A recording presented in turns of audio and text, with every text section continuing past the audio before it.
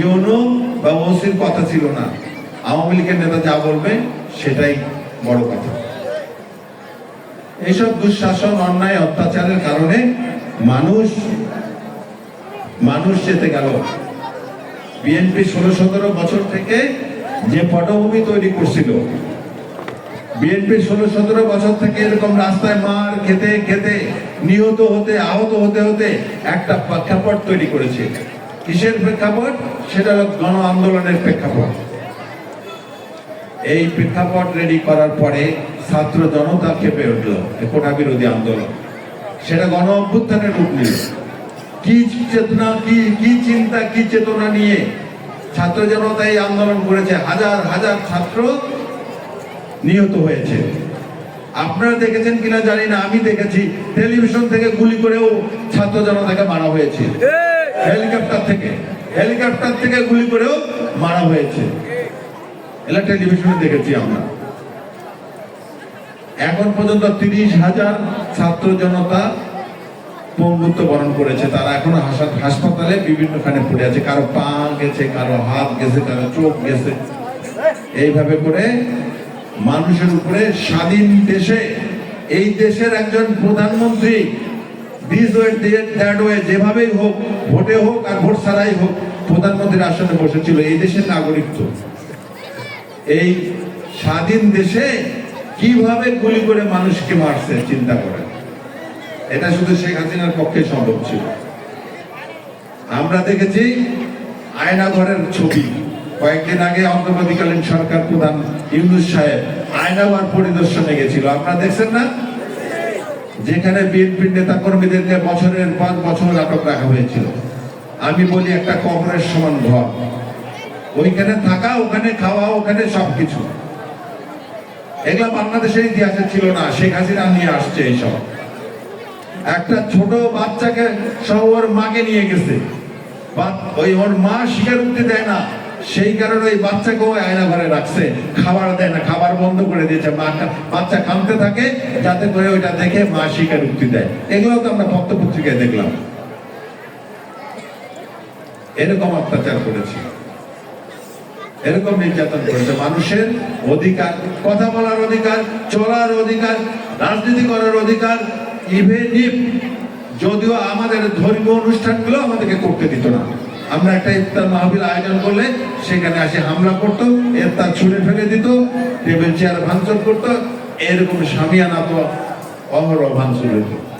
আজকে মুক্ত বাংলাদেশে এরকম সামিয়ানা টাঙ্গায় আমরা দুইটা মাউথপিস নিয়ে জোরে জোরে গলায় বক্তব্য দিচ্ছি না? এটার পিছনে অনেক ত্যাগ, অনেক রক্ত, অনেক জীবন দেওয়া হয়েছে। তো ছাত্র জনতা যে আশা, যে চিন্তা, যে চেতনা নিয়ে এই গণ অভ্যুত্থান ঘটিয়েছে, সেই চিন্তা চেতনা হলো আগামীর বাংলাদেশ কেমন হবে।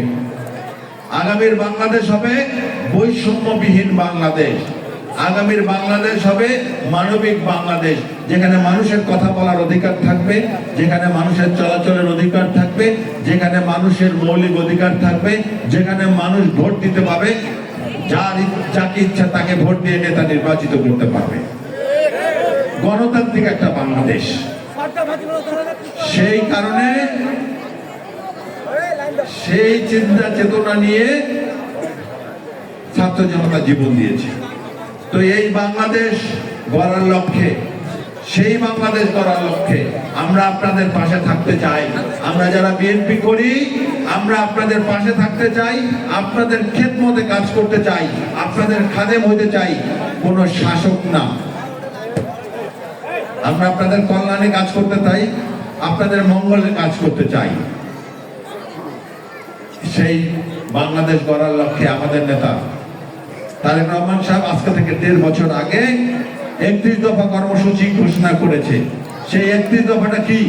সেই 31 দফা কর্মসূচি হলো যে বিএনপি যদি আপনাদের সমর্থনে আল্লাহর রহমতে ক্ষমতায় যায়, তাহলে বিএনপি রাষ্ট্রে কি কি কাজ করবে, ছাত্রদের জন্য কি করবে, শিক্ষকদের জন্য কি করবে, ওই শ্রমিকদের জন্য কি করবে, ওই মা বোনদের জন্য কি করবে, ওই কৃষকদের জন্য কি কাজ করবে, দেশের অর্থনীতি কেমনে চলবে, স্বাস্থ্যনীতি কি হবে, ইত্যাদি সম্পর্কে বলা আছে। এই 31 দফাটা হলো বিএনপির ওয়াদা, বিএনপির কমিটমেন্ট, বিএনপির আপনাদের কাছে দেওয়া প্রতিশ্রুতি। এই প্রতিশ্রুতি বিএনপি দিচ্ছে। আমি শুধুমাত্র দুইটা পয়েন্ট নিয়ে একটু কথা বলবো, শুনবেন? পিছনে শুনতে রাজি আছেন? Thank you very much. আপনারা শুনবেন তো? মা বোনদের উদ্দেশ্যে বলি, একটা দফা আছে যে দফায় মা বোনদের কথা বলা আছে। আপনারা জানেন যে আমাদের নেত্রী বেগম খালেদা জিয়া একজন মা। আমার যেমন নিজের মা আছে, বেগম খালেদা জিয়া হলো আমাদের রাজনৈতিক মা। আমরা যারা বিএনপি করি, আমার সেই মা মনে করে এই পুরুষ শাসিত সমাজে মারা সবসময় অবহেলিত থাকে।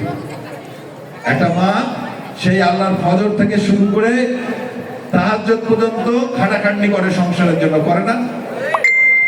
অথচ যদি পান থেকে চুল খসে যায় তা বাড়িওয়ালা রাগ হয় কিনা কম? হ্যাঁ, মা বোনরা কথা কয় না কেন?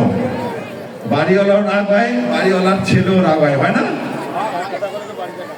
কিন্তু যে ফ্যামিলিতে ওই বাড়ির মহিলা, ওই মাটা সরকারি চাকরি করে, স্কুলের টিচার বা কলেজের টিচার বা স্বাস্থ্যকর্মী এরকম চাকরি করে, তার মূল্য শ্বশুর বাড়িতে বেশি না কম? কি বলেন, বেশি না কম? আপনারা কি বলেন, বেশি না? এই কারণে মাকে মূল্যবান করে তোলা হবে। বিএনপি প্রতিশ্রুতি দেয়, বিএনপি ওয়াদা করে যে প্রত্যেকটা মাকে একটা করে ফ্যামিলি কার্ড দেওয়া হবে। ফ্যামিলি কার্ড দেওয়া হবে। এই ফ্যামিলি কার্ডটা কি জিনিস? এই ফ্যামিলি কার্ডটা কি জিনিস? এই ফ্যামিলি কার্ডটা হচ্ছে, এটা একটা কার্ড, যে কার্ডটা থেকে বিভিন্ন রকম আর্থিক সুযোগ সুবিধা আপনারা পাবেন। যেমন একটা রেশনের দোকানে আপনারা এই কার্ডটা নিয়ে গেলে যদি 20,000 টাকার জিনিস কিনেন, সেখানে সরকার দিবে 10,000 টাকা, আর আপনাদেরকে দিতে হবে 10,000 টাকা। মানে কি? মানে বিএনপি প্রতিশ্রুতি দিচ্ছে যে মায়ের ওই কার্ডটা ব্যবহার করলে অর্ধেক দামে জিনিস কিনতে পারবে। এরপরে ওই মায়ের ওই কার্ডটা থাকলে মায়ের সন্তান যখন স্কুলে যাবে বা কলেজে যাবে, সরকারি কলেজ এবং সরকারি স্কুলে কম বেতনে পড়াতে পারবে। মা ওই কার্ড ব্যবহার করে গর্ভকালীন সময়ে, আপনারা একটু শুনতেছেন কি? শোনা যাচ্ছে? মারা ওই কার্ড ব্যবহার করে মাতৃত্বকালীন সময়টাতে, গর্ভকালীন সময়টাতে নিজের ভাতা নিজেই ব্যাংক থেকে তুলতে পারবে, অথবা কোনো প্রতিনিধির মাধ্যমে তুলতে পারবে। কোন চেয়ারম্যান মেম্বারের পিছনে মাদেরকে ঘুরতে হবে না। ওই যে ফ্যামিলি কার্ডটা থাকবে, ওই ফ্যামিলি কার্ড দেখাই এই সুযোগ সুবিধাগুলো পাবে। এছাড়াও মাদের অসুখ বিসুখের জন্য এদেশের বেকার যুবক যুবতীদেরকে ট্রেনিং করানো হবে, এবং তারা মাসে দুইবার হইলেও ওই মাদের স্বাস্থ্য পরীক্ষা করার জন্য বাড়িতে যাবে। যাই কি করবে, দেখবে মায়ের প্রেশার আছে কিনা, মায়ের ডায়াবেটিস আছে কিনা, মায়ের রক্ত শূন্যতা আছে কিনা, মা অন্য কোনো বড় রোগে আক্রান্ত হয়েছে কিনা, এইগুলা চেক করে, যেটা ছোটখাটো ব্যাপার সেটা ওনারাই ওই সেবাটা দিবে, অথবা বড় কিছু হলে মাকে ভালো হাসপাতালে শিফট করে যাবে। বিএনপি এগুলো করতে চায় কেন? করতে চায় মাকে মর্যাদাপূর্ণ করে তোলা, মাকে স্বনির্ভর করা। একটা মা যখন স্বনির্ভর হবে, ওই সংসারটা স্বনির্ভর হয়ে উঠবে, এবং সংসারটা স্বনির্ভর হলে দেশটা আস্তে আস্তে স্বনির্ভর হয়ে যাবে। এছাড়াও আরো অনেক সুযোগ সুবিধা আছে, যেমন কৃষকদের জন্য বিএনপি কি করতে চায় এইটুকু একটু বলি। বিএনপি হলো কৃষক বান্ধব দল। আমাদের নেতা শহীদ রাষ্ট্রপতি জিয়াউর রহমান, উনি বাংলাদেশে খাল কেটে কৃষি আন্দোলন করেছে, কৃষিতে বিপ্লব ঘটিয়েছে। মনে পড়ে আপনাদের? পানি সেচের ব্যবস্থা করেছে। এই অঞ্চলে, আমাদের অঞ্চলে 1 বিঘা জমিতে 5-6 মণ ধান হতো, কিন্তু এখন এই ইরি চাষের কারণে 1 বিঘা জমিতে 15-20 মণ ধান হয় না? উনি শহীদ রাষ্ট্রপতি জিয়াউর রহমান বিদেশে ঘুরতেন, উনি বিদেশে গেছে, বিদেশ থেকে ভালো বীজ নিয়ে এসেছে ধানের, উনি এই যে পাওয়ার টিলার থেকে শুরু করে ডিপ টেবল থেকে শুরু করে ওই সময় ট্রাক্টর থেকে শুরু করে এই যে আধুনিক সরঞ্জাম এই কৃষি ক্ষেত্রে ব্যবহৃত হয় সেগুলো সব জিয়াউর রহমানের সময় চালু হয়েছে। উনি মনে করত যে বাংলাদেশের কৃষক বাঁচলে বাংলাদেশ বাঁচবে। বাংলাদেশের তিনটা আয়ের মূল উৎস। বাংলাদেশ সরকার আয় করে তিনটা ক্ষেত্র থেকে, তার মধ্যে একটা হলো কৃষি ক্ষেত্র থেকে, একটা হলো গার্মেন্টস ক্ষেত্র থেকে, আর একটা হলো আমাদের ছেলেমেয়েরা আমাদের ভাই বোনেরা যে বিদেশে থাকে টাকা পাঠায় রেমিটেন্স, সেটা। এই তিনটা হলো মূল খাত। তো আমাদের কৃষক হলো বাংলাদেশের অন্যতম একটা খাত, ইনকামের খাত সরকারের। এই জন্য কৃষককে বিএনপি সবসময় চায় কৃষকরা উন্নত থাক, কৃষকদের অর্থনৈতিক অবস্থা সচ্ছল থাক, তাহলে দেশটা এগিয়ে যাবে। এই চিন্তা থেকে বেগম খালেদা জিয়া যখন ক্ষমতায় আসলেন উনি কিন্তু 5,000 টাকা পর্যন্ত কৃষি ঋণ মওকুফ করে দিয়েছিল। মনে আছে আপনাদের? 25 বিঘা পর্যন্ত জমির খাজনা মওকুফ করে দিয়েছিল। একই ধারাবাহিকতায় আমাদের আগামী রাষ্ট্রনায়ক তারেক রহমান সাহেব যে 31 দফা ঘোষণা করেছে, সেখানে বলেছে বিএনপি যদি ক্ষমতায় আছে তাহলে কৃষকদেরকে ঋণ নেওয়ার জন্য কোনো জামানত দিতে হবে না। এখন যদি 15,000 টাকার ঋণ নিতে চান বা 50,000 নিতে চান, 15 পদ্ম কাগজ লাগবে, ধরা যায় দলিল, পায়া দলিল, এটা সেটা, খাজনা খারিজ এবং মিউটেশন আছে কিনা, নাম খারিজ আছে কিনা, এইসব আর কি অনেক কিছু চাই। কিন্তু আপনাদের কৃষকদেরকে একটা করে স্মার্ট কার্ড দেওয়া হবে, যে কার্ডটা দেখায় জামানতবিহীন ঋণ পাবে এবং সেই ঋণে সুদের হার অপেক্ষাকৃত অনেক কম হবে। কারণ কৃষকের অর্থনীতি যেন চাঙ্গা থাকে, সেই চিন্তা থেকে এটা করা। এছাড়া অন্যতম আরেকটা জিনিস বলি, বিএনপি ক্ষমতায় গেলে আল্লাহর রহমতে যে বিএনপি একটা কৃষি বীমা চালু করবে। আপনারা বলবেন কৃষি বীমাটা আবার কি জিনিস? কৃষি বীমাটা হলো মানুষ বীমা করা থাকলে, মানুষের জীবন বীমা করা থাকলে, মানুষ অসুস্থ হলে কিন্তু বীমা কোম্পানি টাকা দেয়। মানুষ অ্যাক্সিডেন্ট করলে সেই অ্যাক্সিডেন্টের খরচটা বীমা কোম্পানি চালায়। ঠিক তেমনি আপনাদের যদি বন্যায় ফসল ক্ষতিগ্রস্ত হয় অথবা খরায় ক্ষতিগ্রস্ত হয়, তাহলে সরকার ওই বীমা করা থাকবে এবং ওই বীমা কোম্পানি টাকা দিবে, যাতে করে কৃষকের কোমর ভেঙে না যায়। পরবর্তী সময় চাষাবাদ করার জন্য একটা মূলধন দরকার হয় না? যদি আপনাদের ফসল ক্ষতিগ্রস্ত হয় তাহলে আমরা সেই মূলধনই তো নষ্ট হয়ে যাবে। এই চিন্তা থেকে এটা এই বিএনপি বলে কৃষি বীমা চালু করবে। যাই হোক, আরো কৃষকদের জন্য যে জিনিসটা আছে, যে যারা আদর্শ কৃষক,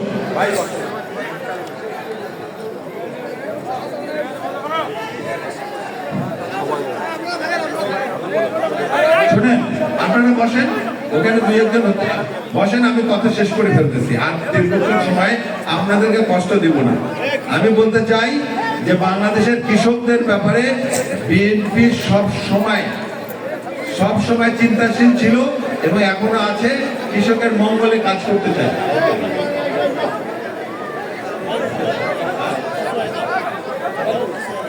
এবং কৃষক বাঁচলে বাংলাদেশ বাঁচবে।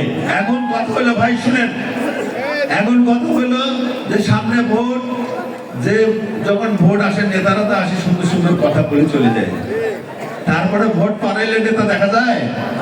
কি বলেন না কেন, জোরে বলেন, নেতাকে পাওয়া যায়? কিন্তু এবার পাওয়া যাবে, কারণ ওই 31 দফায় বিএনপি বলছে যে তত্ত্বাবধায়ক সরকার পুনর্বহাল করবে। মানে কি, এর মধ্যে অবশ্য সুপ্রিম কোর্ট রায় দিয়ে বলছে প্রতি 5 বছর পর পর যে এমপি ইলেকশন হবে তখন তত্ত্বাবধায়ক সরকার ক্ষমতায় থাকবে। তাহলে জেনুইন ভোট হবে, তাহলে সঠিক ভোট হবে, আপনার ভোট আপনি দিতে পাবেন। তা আপনারা যদি, আমি যদি নেতা হয়ে আমি ভোট নিয়ে চলে গেলাম আর আপনাদের কাছে আসলাম না, আপনাদের খবর নিলাম না, এই যে প্রতিশ্রুতি দিল যে এখানে একটা দাবি দিল যে এখানে একটা ব্রিজ করার, আমি মানি নিয়ে চলে গেলাম, পরে আর আসলাম না, তখন আপনার কি আমার ভোট দিবেন নাকি ওই লাল কার্ড দেখাই দিবেন? কোন সবুজ কার্ড দেখাবেন? কি কার্ড দেখাবেন? জোরে বলেন, লাল কার্ড দেখা দিবেন। অতএব সুযোগ নাই আর ওই আগের মতো, শেখ হাসিনার মতো ওই সুযোগ বাংলাদেশে আর আসবে না। বাংলাদেশের মানুষ ওই সুযোগ আর দিবে না। এই কারণে বলি যে আগামী রাজনীতি ওই আগের রাজনীতি মতো হবে না। যারা মনে করে যে এতদিন আওয়ামী লীগ খেয়েছে এখন বিএনপি খাবে, আমি তাদেরকে অনুরোধ করি, বাবা সালাম দিয়ে এখন মানে মানে কাটি পড়ো। এরকম কোন সন্ত্রাসী, কোন চাঁদাবাজ, কোন জমি দখলকারীর জায়গা বিএনপিতে হবে না। আমি আপনাদেরকে কথা দিয়ে গেলাম, ঘরে ঘরে আমার নাম্বার আছে, যদি নাম্বার না থাকে নাম্বারটা কালেক্ট করে নিয়ে, ওই 2-4 জন যে খুচরা খুচরি লাফালাফি করে না, ওগুলাকে বিএনপি ওন করে না, ওগুলাকে বিএনপি মনে করে না যে এগুলা বিএনপির কর্মী। আমরা 1 সেকেন্ড সময় নেব না ওদের বিরুদ্ধে আইনগত ব্যবস্থা নিতে। মানুষ রাজনীতি করে সম্মানের জন্য, মানুষ রাজনীতি করে মানুষের কল্যাণের জন্য। যারা নিজেদের পকেটে চিন্তা করে রাজনীতি করে ওগুলা দরকার বিএনপির নাই। আমাদের নেতা তারেক রহমান সাহেব বলছে অনেকের বিরুদ্ধে অনেক বড় বড় বটগাছ ফেলাই দেওয়া হয়েছে বিএনপিতে। উনি বারবার বলতেছে রাজনীতি ধারা চেঞ্জ হয়ে গেছে, অতএব ওইসব চিন্তা যারা করেন তারা সরে যান, তারা সতর্ক হয়ে যান। সতর্ক না হলে সাংগঠনিক ব্যবস্থা নিতে 1 মিনিট লাগবে না। এখন কথা হলো আগামী নির্বাচন একটা সুষ্ঠু নির্বাচন হবে। এতদিন আওয়ামী লীগ আমাদের প্রতিপক্ষ ছিল, আওয়ামী লীগের অকাম কুকাম অত্যাচার অনাচার নির্যাতনের কারণে মানুষ বিমুখী হয়েছিল। এখন আমাদের প্রতিপক্ষ বিভিন্ন অন্য দল, তাই না? বিএনপির প্রতিপক্ষ কে এখন? অন্য দল, যে দল সবসময় বলে আওয়ামী লীগ আর বিএনপি একই রকম।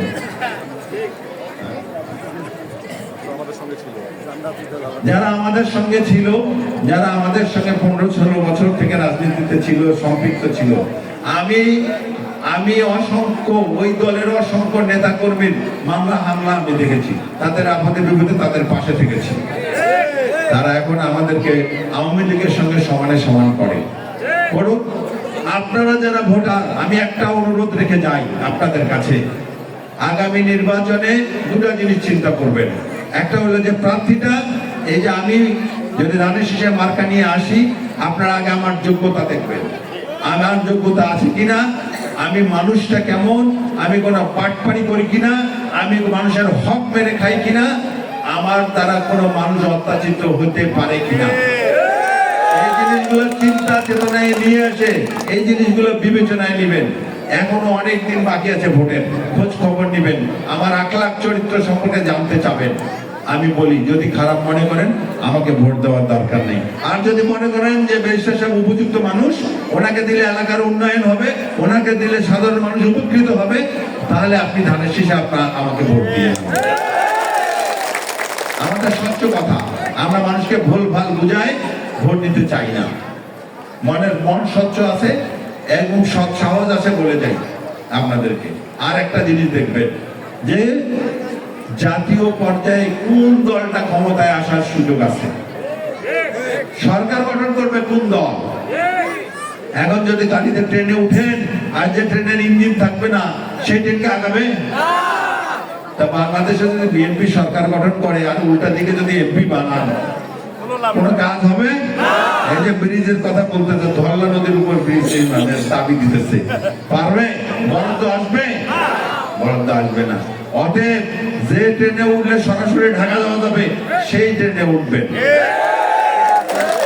আর যে ট্রেন ওই বোনারপাড়া স্টেশনে যায় থামবে, কবে যাবে তার খবর থাকবে না, ওটাতে উঠিয়ে না। কি উঠবেন? এটাতে উঠে বুদ্ধিমানের কাজ হবে? হবে না। অতএব মানুষের বিশ্বাস যে আগামী নির্বাচনে ইনশাআল্লাহ বিএনপি সরকার গঠন করবে এবং জনগণের সমর্থন। অতএব আপনারা সাধারণ মানুষ, আপনারা আপনাদের সিদ্ধান্ত, সঠিক সিদ্ধান্ত চিন্তা করে নেবেন।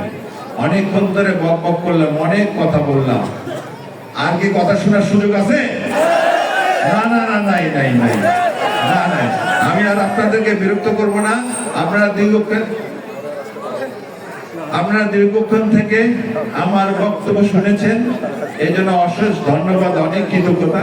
মা বোনদেরকে বিশেষ করি আমি মা বোনদেরকে বারবারে বলি যে নির্বাচনের সময় আসলে আমরা হয়তো এরকম একটা জনসভা করব, সেখানে যারা পুরুষ মানুষ তাদের সঙ্গে দেখা হবে, রাস্তাঘাটে দেখা হবে, হাটে বাজারে দেখা হবে, জনসভায় দেখা হবে, কিন্তু মা বোনদের সঙ্গে তো দেখা করার সুযোগ থাকবে না। এই কারণে মা বোনদেরকে আমি আমার নেতাকর্মীকে বলেছি যে যেখানে আমাকে ডাকবা, কোনো অনুষ্ঠান, কোনো একটা জনসভা, কোনো একটা পথসভা বা কোনো একটা উঠান বৈঠক, আমি মা বোনদের উপস্থিতি বেশি চাই। এখন রাত 9টা প্রায়, উল্লেখযোগ্য পরিমাণ মা বোনরা উপস্থিত আছে।